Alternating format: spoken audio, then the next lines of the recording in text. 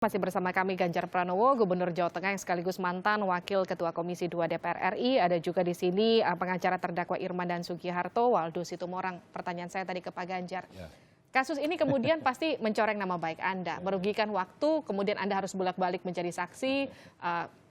Kita katakan bagaimana kemudian kalau kasus ini bergulir begitu panjang, bagaimana kemudian Anda mendeklarasikan diri, membersihkan nama Anda lagi kemudian untuk mendapatkan kepercayaan publik? Enggak sih, kalau waktu enggak. Tadi kita ngobrol sama Pak Agus Marto juga.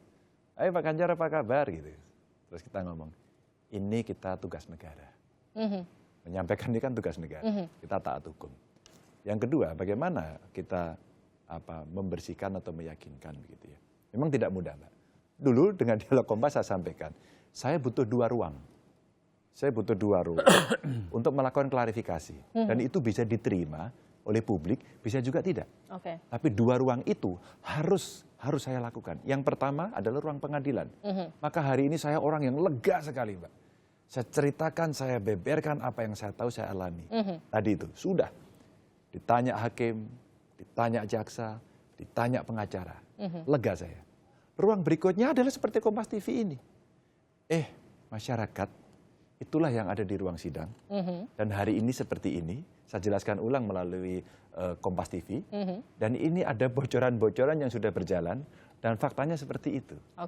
Maka dengan data, dengan fakta itu, harapan saya bisa pulih.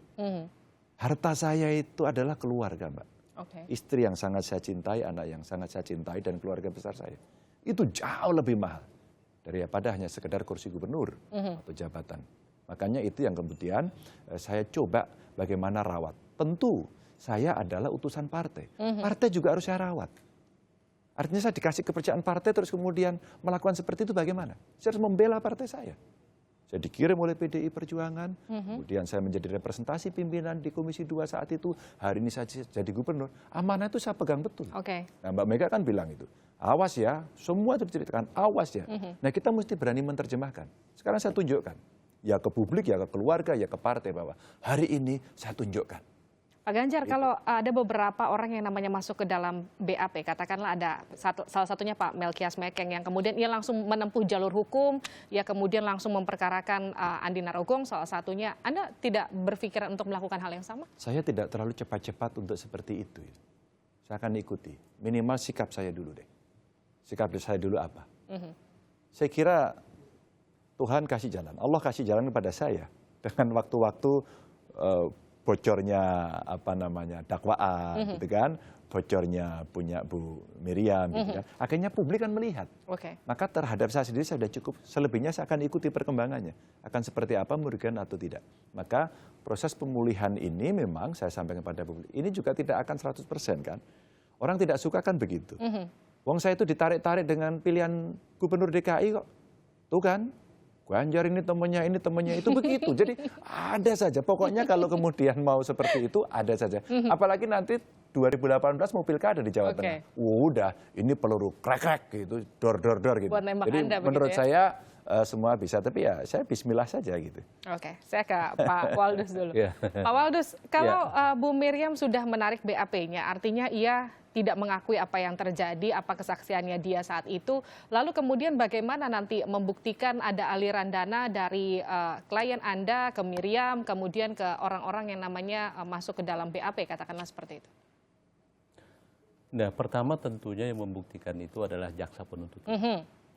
Nah, klien kita seperti yang sudah dikemukakan tadi, bahwa ada pemberian sebanyak 4 kali, bahkan terdakwa 2 menyatakan yang pertama sekian, yang kedua sekian, yang ketiga sekian. Ada yang diantarkan, ada yang kemudian disampaikan secara langsung. Nah, seperti itu. Adakah orang lain selain Miriam yang kemudian mengetahui aliran dana itu kemana-mana saja? Kalau itu saya kurang tahu. Tetapi di dalam BAP-nya Ibu Miriam, pada waktu sebelum dicabut, itu memang diakui bahwa uang yang dibagikan itu sebagian adalah uang yang diperoleh dari terdakwa 2. Itu memang diakui di dalam BAP itu. Nah, kemudian itu dicabut. Nah, itu yang menjadi masalah. Itu yang menjadi masalah saat ini. Ini akan menjadi pertanyaan terakhir saya untuk Pak Ganjar. Kalau ini kemudian menjadi bom yang begitu besar saat ini, tidakkah ini kemudian terdeteksi oleh Anda di tahun 2010, di tahun 2012, saat itu kemudian saat Anda kemudian ditawari beberapa kali uang saat itu? Ya, dalam hati kecil saya sudah bicara gitu ya. Suatu ketika kalau itu betul ya dari cerita itu ya, ini ya benar akan menjadi bom suatu ketika, suatu waktu. Mbak, saya itu waktu mau maju gubernur sudah ada cerita ini. Karena waktu itu isu ini sudah didengungkan. Tapi benar atau tidak? Maka waktu kemudian yang menyampaikan. Ya tinggal sebenarnya kan orang itu kalau ada duit di depannya, orang akan bersikap. Ambil tidak. Setengah ambil, setengah tidak. Saya nggak tahu. Makanya sebenarnya sikap itulah yang kita tunjukkan. Penunjukan sikap itu yang tadi majelis hakim bertanya, kenapa Anda bersikap seperti itu, berani menolak dan sebagainya gitu. Jadi kalau kita hitung kan berarti sekitar tadi 5 kali ya kurang lebih orang memberikan pada saya urut-urutannya. Enggak, karena dari awal sikap saya seperti itu sehingga saya don't care. Nah pada saat itulah hakim menanya, tapi Anda ditulis di sini bahwa Anda hanya mau menerima dari yang jelas-jelas saja dan Anda tuliskan karena Anda punya pengalaman waktu menjadi saksi untuk Amin Nasution saat itu. Terus kemudian itu dijadikan sebagai satu value, nilai yang Anda jadikan sikap. Kenapa? Karena istri saya waktu sekolah di Tokyo itu nyusun tesis, Mbak. 2 minggu stres dia. Hanya melihat baca di online bahwa suaminya jadikan saksi. Hanya itu saja loh. Apalagi disebut. Wah sakitnya, Mbak. Luar biasa. Jadi ini yang kemudian mudah-mudahan istri saya juga nonton di rumah talkshow ini sehingga kita juga bisa meyakinkan keluarga besar saya bisa nonton, partai saya, masyarakat. Tapi artinya Anda siap jika memang diminta lagi untuk kemudian memberi kesaksian lagi, untuk kemudian misalnya untuk membuka lebih gamblang lagi apa saja yang Anda ketahui tentang kasus ini? Ya tentu yang hari ini saya ketahui sudah saya buka semuanya. Apakah saya siap atau tidak sudah saya tunjukkan dari awal. Bahkan waktu awal Mbak jadi saksi itu saya telepon. Apakah boleh ditunda karena hari ini saya ada acara dengan presiden. Itu pun nggak boleh, harus saya pilih ke situ. Itu saya tunjukkan bahwa saya memang ingin membantu. Terus kemudian dokumen-dokumennya diperlukan apa kira-kira. Saya kasih, ini loh proses rapatnya seperti ini. Itu kita kasih semuanya.